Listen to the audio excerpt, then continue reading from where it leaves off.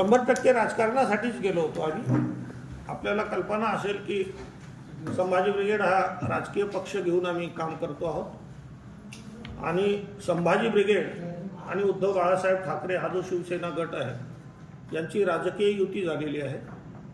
त्या राजकीय युती संबंधित वाटाघाटी किंवा अन्य चर्चा करण्याच्या अंगाने आम्ही गेलो होतो। सध्या आपल्याला कल्पना आहे की लोकसभा निवडणुकांचा माहोल आहे आणि लोकसभाच्या निवडणुका कदाचित मार्च एप्रिलमध्ये त्याची नोटिफिकेशन होऊन सुरुवात होण्याची शक्यता आहे।